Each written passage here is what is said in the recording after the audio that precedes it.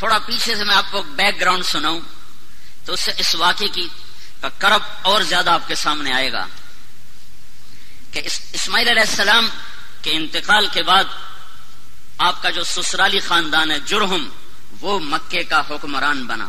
انہوں نے کوئی 2000 سال حکومت کی. پھر ان کے ظلم و ستم پر بنو خزاعہ نے ان کو نکالا اور وہاں اپنی حکومت قائم کی. دوسری صدی عیسوی میں تو عمرو بن حریث جرہمی نے زمزم کا کنواں بند کر دیا اور پتھر اکھاڑا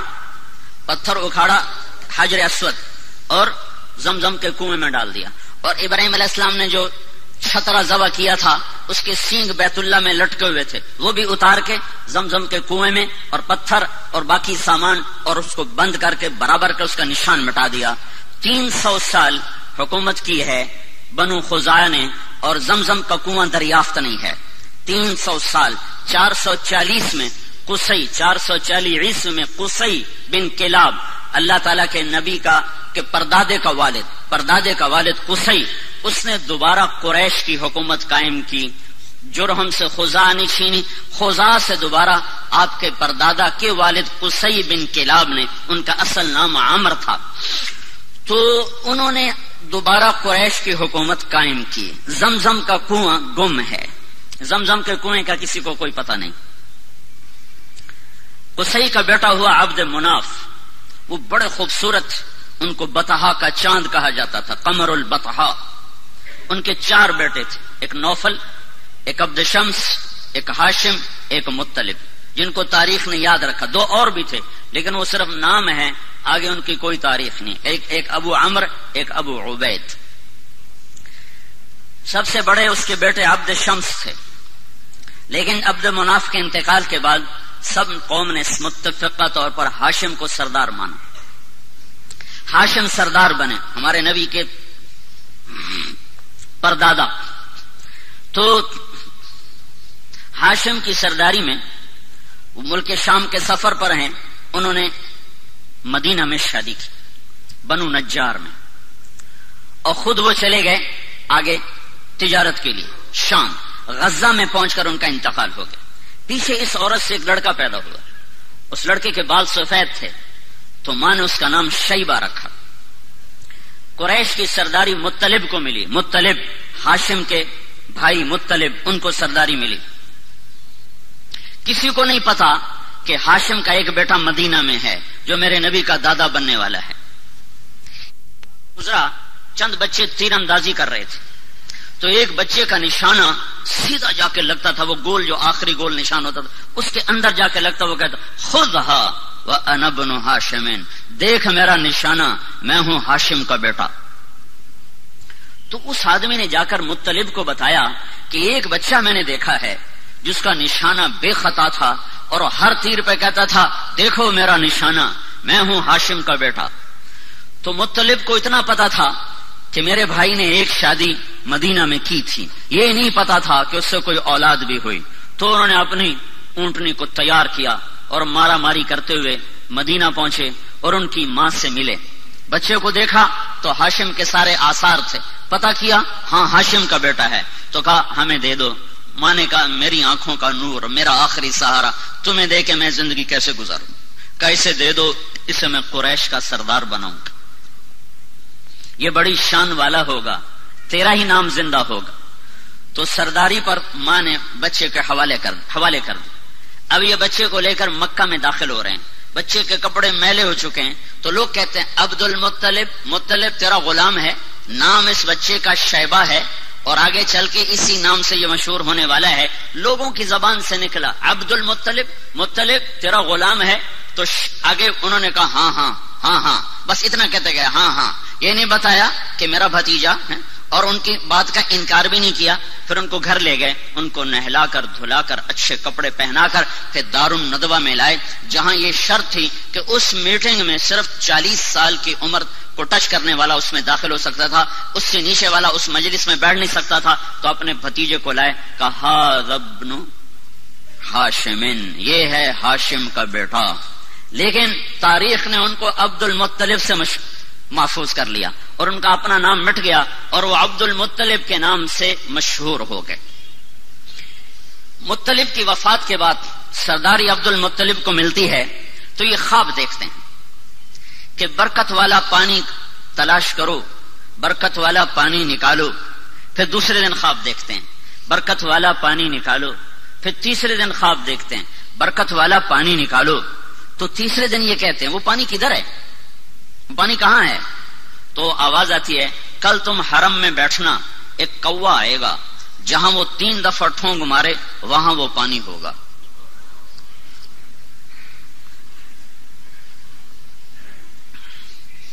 تو عبد المطلب صبح جا کے حرم میں بیٹھ گئے دار الندوہ ملتزم کے ساتھ. ایک کوا آیا جہاں زمزم کنواں، وہاں کے بیٹھا، ایک ٹھونگ ماری، پھر دوسری ماری، پھر تیسری ماری، پھر وہ اڑ گیا.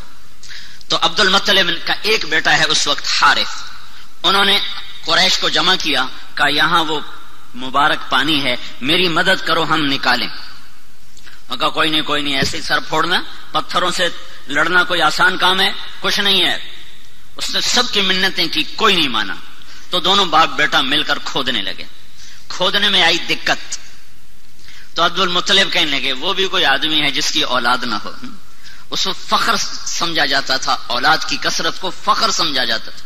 اور یہ آج بھی فخر ہے. یہ مغرب کی اندھی تہذیب نے کم بچے خوشحال گھرانہ، یہ بڑا عذاب ہے، بڑا عذاب ہے، بڑا عذاب ہے. جاؤ دیکھو، وہ دیکھ رہے ہیں ان کی نسل ختم ہو رہی ہے اور مائنس میں جا رہی ہے، مائنس میں جا رہی ہے. اللہ کی تقدیر سے لڑنا اپنا ماتھا پھوڑنے والی بات ہے.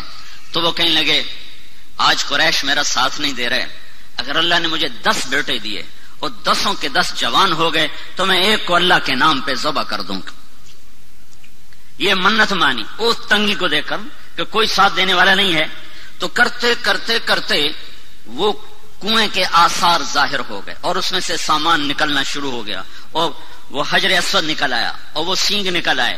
تو سارے قریش آ گئے، عبد المطلب ہمیں کنویں میں حصے دار بناؤ. کہ سب دفع ہو جاؤ، کسی کا کوئی حصہ نہیں، اب یہ صرف میرا ہے اور میری اولاد کا ہے. تو باپ بیٹا نے مل کر زمزم کا کنواں جاری کیا، جس کو بند ہوئے کوئی 300 سال سے زیادہ گزر چکا تھا. دوسری صدی عیسوی میں بند ہوا ہے، اور جا کر 5ویں صدی عیسوی میں جا کر وہ زندہ ہوا ہے. تو بیچ میں کوئی 300-350 سال یہ کنواں بند رہا. تو عبد المطلب کو اپنی منت یاد تھی، اللہ نے اسے حارث دیا، زرار دیا، عباس دیا، قسم دیا، زبیر دیا، مقوم دیا، عبد العزہ دیا، عبد الدار دیا اور عبداللہ دیا، اور 10 پورے ہو گئے. 10 پورے ہو گئے تو سارے جوان ہو گئے. تو اس نے سارے بچوں کو اکٹھا کیا حرم میں، کہا بیٹھو میں نے منت مانی تھی کہ اگر اللہ نے مجھے 10 بیٹے دیے اور 10 جوان ہو گئے تو میں ایک کو اللہ کے نام پہ قربان کروں گا، تم تیار ہو؟ تو 10 نے کہا ہم تیار ہیں. پھیر دے چھری، پھیر دے. ہماری اولاد ہماری جائز بات ماننے کو تیار نہیں ہے، اور اس کی اتنی بڑی بات، ہاں تیار ہیں کرو. تو قرآن اندازی کے لیے حبل کا بت تھا، اس پہ تیر لٹکے ہوتے تھے، اس میں ترکش میں، تو اس پر وہ فال نکالتے تھے. تو اس نے 10 بیٹوں کے نام لکھوائے تیروں پر، اور پھر اس کو گھمایا، پھر وہ یوں حرکت دیتے تھے تو اس میں سے ایک تیر باہر نکلتا تھا. تو جو تیر جو نکلا تو اس پہ عبداللہ کا نام تھا، عبداللہ، محمد بن عبداللہ، عبداللہ. اور عبداللہ عبد المطلب کے سب سے محبوب بیٹے تھے، سب سے چہیتے بیٹے تھے، اور سارے مکہ کی وادی میں سب سے حسین نوجوان تھے. ہر عورت تمنا کرتی تھی کہ میرا اس سے نکاح ہو جائے. تو عبداللہ کا نام نکلا. انہوں نے کہا یا ابت فعل، ابا کر، میں تیار ہوں، میری طرف سے کوئی اعتراض نہیں. تو نے اس کا ہاتھ پکڑا اور چھرا ہاتھ میں، تو سارے مکے میں کوہرام مچ گیا. اور بہنوں نے آ کر، 5 بیٹیاں تھیں، عروہ اور عاتقہ اور صفیہ اور عمیمہ، انہوں نے آ کے شور مچا دیا کہ ہمارے سامنے ہمارا بھائی ذبح ہو، ہم یہ برداشت نہیں کر سکتے. قریش کٹھے ہو گئے، یہ تم نے سنت جاری کر دی تو پیچھے کون اس کو زندہ رکھے گا، اور کیا یہ ظلم کی سنت ہے تم جاری کرنا چاہتے ہو؟ کہا یہ عرب سردار کا بول ہے، یہ پورا ہوگا. جب سارے پیچھے پڑ گئے تو پھر یہ فیصلہ ہوا، جیسے آج کل کے عدالتیں ہیں تو اس وقت کی عدالتیں تھی کاہن، نجومی. تو حجر میں ایک کاہنہ تھی قطبہ کا، اس کے پاس مجھے لے چلو، وہ جو کہے گی میں وہ کروں گا۔ تو یہ سارا قبیلہ قریش حجر پہنچا، وہاں کاہنہ کے پاس پہنچا، تو اس نے پوچھا کہ تمہارے ہاں قتل کی قیمت کیا ہے؟ اگر کوئی بدلہ نہ لینا چاہے اور قیمت لے تو کتنی؟ کہا جی 10 اونٹ۔ کہ ایک تیر پہ لکھو 10 اونٹ اور دوسرے تیر پہ لکھو عبداللہ، اور جا کر وہاں اسے گھماؤ، جب تک عبداللہ کا نام نکلتا رہے اونٹ بڑھاتے جاؤ، 10 کے 20 کرو، 20 کے 30 کرو، 30 کے 40 کرو، جب اونٹوں کا نام نکلے تو عبداللہ کو چھوڑ دو اور جتنے اونٹ نکلیں اتنے ذبح کر دو۔ یہ فیصلہ سن کر یہ سارا قافلہ واپس لوٹا ہے، اور وہ حبل کے سامنے وہ تیروں کے اوپر ایک پہ لکھا گیا عبداللہ، ایک پہ لکھا گیا 10 اونٹ، جب گھمایا تیر باہر نکلا عبداللہ تو 20 ہو گئے، پھر گھمایا پھر نکلا عبداللہ تو 30 ہو گئے، پھر گھمایا پھر نکلا عبداللہ تو 40 ہو گئے، پھر گھمایا عبداللہ 50 ہو گئے، پھر نکالا عبداللہ تو 60 ہو گئے، پھر نکالا عبداللہ 70 ہو گئے، پھر نکالا عبداللہ 80 ہو گئے، پھر نکالا عبداللہ 90 ہو گئے، پھر نکالا عبداللہ 100 ہو گئے، پھر نکالا تو اونٹ نکلے 100 اونٹ۔ تو سارے قریش نے کہا الحمدللہ، بات ٹھیک ہے 100 اونٹ۔ عبد المطلب نے کہا نہیں نہیں نہیں، ایک دفعہ اور کرو۔ دوبارہ کیا تو پھر 100 اونٹ، پھر انہوں نے کہا نہیں نہیں ایک دفعہ اور کرو، پھر 12 کیا تو 100 اونٹ۔ تو اس پر عبد المطلب نے 100 اونٹ ذبح کیے، اور یہ عبداللہ سارے عرب کی مشہور شخصیت بن گئی،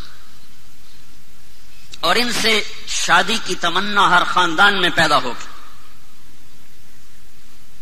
یہ جنگل میں تھے کام کو گئے ہوئے، ان کو یہود نے پہچانا کہ یہ وہ آخری نبی کا باپ ہے، تو اس کو قتل کرنے کے لیے تلواریں نکالی، تو اچانک کچھ نورانی مخلوق ظاہر ہوئی اور انہوں نے یہود کو دھکے مار ان کی آنکھیں نکل گئیں اور وہ اندھے ہو کے ادھر گرے ادھر گرے۔ یہ منظر حضرت آمنہ کے والد وہب دیکھ رہے تھے، جنگل میں وہ لکڑیاں کاٹ رہے تھے، انہوں نے یہ منظر اپنی آنکھوں سے دیکھا۔ جب وہ واپس پہنچے تو انہوں نے اپنی بیوی سے ذکر کیا، انہوں نے فوراً عبد المطلب کو اپنی بیٹی کا پیغام بھیج دیا کہ اگر آپ چاہیں تو ہم اپنی بیٹی آمنہ آپ کے بیٹے کے نکاح میں دے سکتے ہیں۔ تو یہ بہت بڑی شادی ہوئی، اور مکے کی یادگار شادی تھی کہ ذبیح، اللہ کے نبی کہا کرتے تھے انا ابن الذبیحین، میں 2 ذبیح کا بیٹا ہوں، ایک میرا دادا اسماعیل وہ بھی ذبح ہوتے ہوتے بچا، ایک میرا باپ عبداللہ وہ بھی ذبح ہوتے ہوتے بچا، دونوں کو اللہ نے بچایا۔ تو یہ شادی ایک عظیم اور فقید المثال قسم کی شادی ہوئی کہ ایک عبداللہ کا چرچا، ایک عبد المطلب کی سرداری اور شہرت، اور ایک سارے خاندانوں کی تمنا اس سے شادی کرنے کی، اپنی بیٹیاں دینے کی۔ تو یہ ایک یادگار شادی تھی، اور عرب کا دستور تھا کہ شادی کے بعد لڑکا 3 دن سسرال میں رہتا تھا، پھر اپنی بیوی کو لے کر گھر آتا۔ ان 3 دن میں اللہ کے نبی کا حمل ٹھہر گیا، اور آ کر اپنی بیوی کے ساتھ کتنے دن رہے؟ 2 مہینے، صرف 2 مہینے، اور تجارتی قافلے کے ساتھ ملک شام کا سفر کیا ہے۔ واپس مدینہ پہنچے ہیں تو ان کے پردادا ہاشم کی بیوی وہیں کی ہیں، وہاں خاندان ہے، تو وہاں یہ بیمار ہوئے، تو سارا قافلہ کچھ دن منتظر رہا، پھر انہوں نے کہا جب تو ٹھیک ہو جائے تو آ جانا، ہم چلتے ہیں۔ قافلہ چلا، عبداللہ کا انتقال ہوا 25 سال کی عمر، حضرت عبداللہ دنیا سے گئے ہیں 25 سال کی عمر، اور نابغت الجعدی کے مکان میں ان کی تدفین ہوئی۔ جب یہ قافلہ پہنچا، عبد المطلب کا دل عبداللہ میں اٹکا ہوا تھا، جب قافلہ دیکھا بیٹا نہیں دیکھا، کہا میرا بیٹا کہاں ہے؟ کہا وہ بیمار تھا۔ تو عبد المطلب نے اپنے بڑے بیٹے حارث کو بھیجا کہ جاؤ پتہ کرو عبداللہ کا کیا حال ہے۔ جب پہنچے تو آگے تربت تھی، عبداللہ نہیں تھا۔ انہوں نے کہا یہ عبداللہ ہے، مٹی تھی، خاک تھی۔ تو عبد المطلب نے آ کر بتایا، حارث نے آ کر بتایا کہ ابا عبداللہ کو اللہ نے اٹھا لیا ہے۔ اس پر حضرت آمنہ نے ایک مرثیہ کہا ہے، ان کی وفات پر کلیجہ نکال کے باہر پھینک دیا ہے۔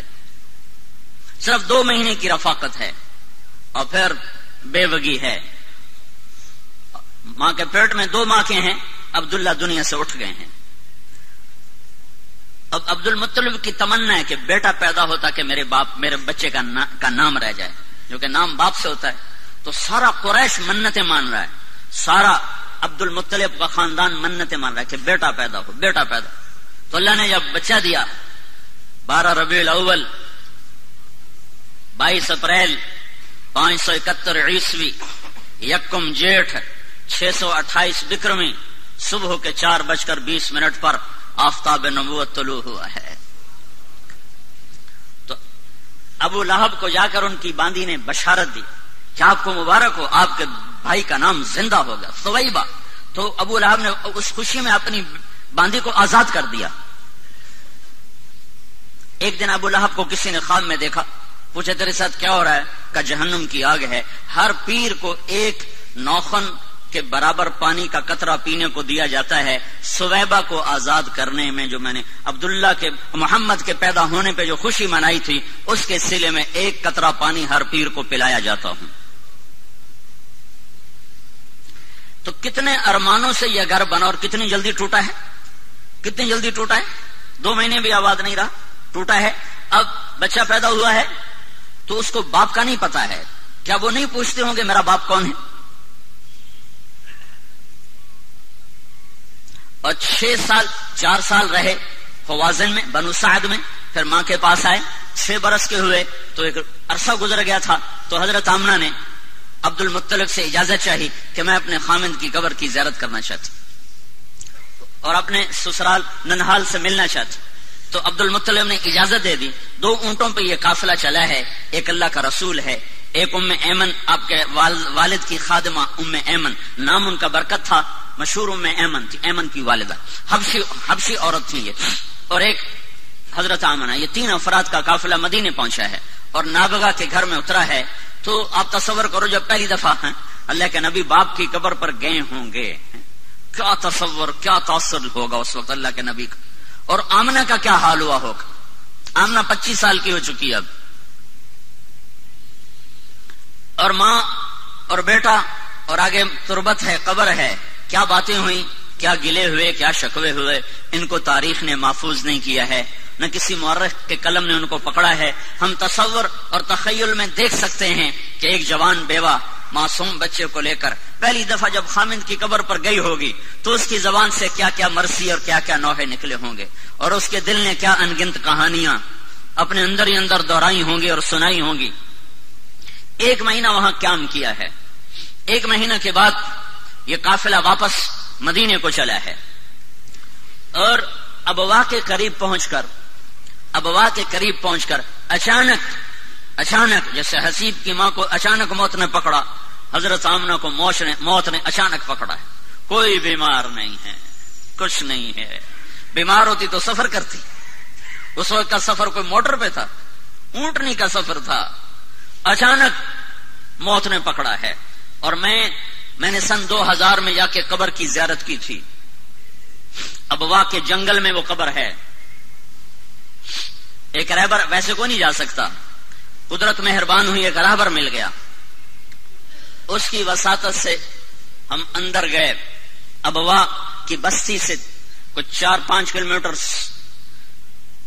ایک سڑک نیچے پہاڑوں میں جاتی ہے. اس کے بعد وہ ہمیں کہاں لے گیا کچھ پتا نہیں. سر وہ اپنی یادداشت کی سڑک پہ چل رہا تھا اور ہمارے پاس ایک عرب کی جیپ تھی، اس میں ہم سوار تھے. اوپر نیچے ٹھوکریں کھاتے کھاتے کھاتے ادھر شام ہو رہی تھی. تو وہاں ایسے نوکیلے پہاڑ ہیں اس طرح، ان کی سب پہاڑوں کی یوں نوکیں یوں، اور ان کی اونچائی جتنی یہ آپ کی مسجد کی چھت ہے اتنی اونچائی. بڑے پہاڑ نہیں، اتنے پہاڑ ہیں.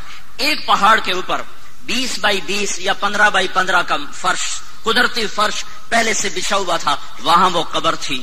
وہ پتہ نہیں اس وقت بدوؤں نے بنایا یا پہلے سے اللہ تعالیٰ نے وہ بنا کے رکھا تھا کہ یہاں محمد مصطفیٰ کی ماں کو جگہ دی جائے گی. تو وہاں اچانک موت نے پکڑا ہے. اور آپ اپنی ماں کے سرانے بیٹھے تھے اور خوف زدہ تھے اور اپنی ماں کو بلاتے، آگے جواب نہیں آتا تھا. پتہ نہیں کیا تکلیف ہوئی، اللہ ہی جانے، اللہ ہی جانے. مجھے ایسے خیال آتا ہے کہ دل کی تکلیف ہوئی ہوگی. جو اچانک جو موت آئی تو یہ خیال آتا ہے کہ غالباً اور بولا بھی نہیں جا رہا تھا. تو وہ یہ ساری نشانیاں کٹھی کٹھی کر کے مجھے ایسے تصور قائم ہوتا ہے. کوئی پکی بات کوئی نہیں ہے. بہرحال موت تھی، بیماری جو بھی تھی تو آپ اپنی ماں کو بلاتے، ماں ماں، تو ایسے دیکھتی اور آنکھیں جھکا لیتی. پھر جیسے بجھتی شمع بھڑکتی ہے تو انہوں نے اپنی ساری طاقت کو جمع کر کے کہا کل حی میت وکل جدید بال، ہر زندہ نے مرنا ہے اور ہر نئی چیز نے پرانا ہونا ہے. مجھے لگتا ہے میری موت آ چکی ہے، لیکن مجھے یقین ہے میرا نام باقی رہے گا کہ میں نے ایک ایسا بچہ چھوڑا ہے جو کائنات کو روشن کرے گا. تو یہ آخری کلمات تھے. او اللہ کے نبی نے ماں کے سینے پہ سر رکھا ہے. اب تو 6 سال کا بچہ ہے. کاش تم وہ جگہ دیکھتے. میں نے ہزاروں دفعہ یہ قصہ سنا ہے اور ہر دفعہ میں روتا ہوں. اب تو ویسے ہی موقع ہی ایسا ہے کہ رونا آ رہا ہے. چاروں طرف وحشت ناک ویرانہ ہے. سن 2000 میں اتنی وحشت تھی تو 14 صدی پہلے وہاں کیا وحشت ہوگی. اور 6 سال کا بچہ ماں کے سینے پہ سر رکھا ہوا ہے. اسے نہیں پتا موت کیا چیز ہے، پہلی موت دیکھی ہے. لہٰذا وہ حیران ہے کہ میری ماں بولتی کیوں نہیں. تو کہتا ماں ماں تو بولتی کیوں نہیں. کس نے قبر کھودی یہ اللہ جانتا ہے. حضرت ام ایمن گئیں ابوا یا کوئی وہاں سے گزرا، ان دونوں میں سے کوئی ایک بات ضرور ہوئی ہے. قبر کھودنے کے بعد جب نیچے اترے ہیں تو اللہ کے نبی نے دوڑ لگائی اور جا کے ماں کی قبر پر لیٹ گئے. جب ام ایمن پہنچ گئے تو اللہ کا نبی کیا کہہ رہا تھا، ماں تم میرے ساتھ چلتی کیوں نہیں. تمہیں نہیں پتا تیرے سوا میرا دنیا میں کوئی نہیں ہے، تو میرے ساتھ کیوں نہیں چلتی. اما تدرین لیس لی احد سواک، تیرے سوا میرا کوئی نہیں ہے. تو ام ایمن نے اس حال میں اٹھایا ہے وہ کہتے تھے میں نہیں جاؤں گا. اپنی ماں کی قبر کو پکڑ لیا کہ میری ماں چلی گئی تو میں جاؤں گا. 6 برس، حسیب تو 22 برس کا نوجوان ہے. میرا نبی تو صرف 6 سال کا تھا. اس کے تو کوئی کاروبار نہیں تھے، اس کی تو کوئی جائیداد نہیں تھی. آگے یتیمی کا کالا اندھیرا چھایا ہوا ہے. مکے تک کچھ نہیں کھایا پیا. 2 راتیں 2 دن کا سفر باقی ہے، کچھ نہیں کھایا پیا. اور وہاں جا کے بھی کھانا پینا چھوڑ دیا. سارا دن کچھ نہیں کھاتے تھے. زمزم کے چند گھونٹ پی لیتے تھے اور الگ چپ کر کے بیٹھے رہتے تھے.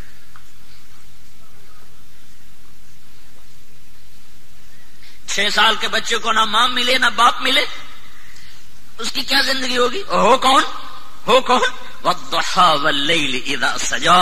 مجھے قسم ہے تیرے روشن چہرے کی، مجھے قسم ہے تیری سیاہ زلفوں کی، جس کے چہرے کی قسمیں اٹھائے، جس کی زلفوں کی قسمیں اٹھائے، جس کے بول کی قسم اٹھائے. وقیلہ یا رب ان ہؤلاء قوم لا یؤمنون، جس کے وجود کی قسم اٹھائے. لعمرک، مجھے تیری جان کی قسم. جس کے شہر کی قسمیں اٹھائے، جس کو حبیب اللہ کا ٹائٹل دے، رحمت للعالمین کا خطاب دے، شاہد اور مبشر اور نذیر اور داعی الی اللہ اور سراج منیر اور مزمل اور مدثر اور طٰہٰ اور یاسین اور محمد اور احمد اور ماہی اور حاشر اور عاقب اور فاتح اور خاتم، ابو القاسم اور طٰہٰ اور یاسین. اتنے خوبصورت نام جس کو دے رہا ہو. اور اس کے لیے تو سونے کے گھر ہوتے اور براق کی سواریاں ہوتی. ماں باپ سر پہ سایہ کیے ہوئے ہوتے. 6 سال کی عمر میں اٹھایا ہے. بوڑھا 102 سال کا دادا، 102 سال کی عمر. جب انہیں دیکھا اپنے پوتے کے آنسو تو ان کا سینہ غم سے پھٹ گیا. انہوں نے 24 گھنٹے کے لیے آپ کو ساتھ رکھا، لیکن آپ کا کھانا پینا چھوٹ گیا تھا سوائے زمزم کے پانی کے. کئی دن کچھ نہیں کھاتا. دادے کا آسرا ملا ہے تو 2 سال بعد اللہ نے کہا تو بھی واپس آیا، تینوں میں نہیں ران دے. 2 سال بعد اس کو بھی اٹھا لیا ہے. تو میرے نبی نے کہا مجھے یاد ہے میں 8 سال کی عمر میں اپنے دادا کے جنازے کے ساتھ روتا ہوا جا رہا تھا. ابو طالب نے سنبھالا، لیکن ابو طالب غریب تھے، روٹی پوری نہیں کر سکتے تھے. آتا ہے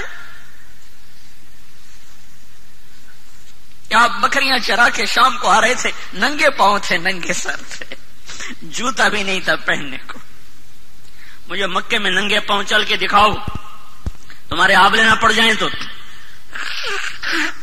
تمہارا نبی 8 سال کی عمر میں ننگے پاؤں اس کے صحراؤں میں سارا دن بکریاں چراتا تھا کہ چند سکے ملیں گے جس سے میری روٹی چلے، کہ چچا غریب ہے. ویسے وہ سب کچھ قربان کر دیا ابو طالب نے، پر تھا ہی کچھ نہیں، شرافت تھی، رزق نہیں تھا. تو سارا دن آپ بکریاں چراتے تھے اور شام کو 8 سال کے بچے کھیلتے تھے اور تمہارا نبی بکریوں کے پیچھے ہوتا تھا کہ کچھ سکے ملیں گے جس سے میرے چچا کا بھی اور میرا بھی گزارا ہوگا.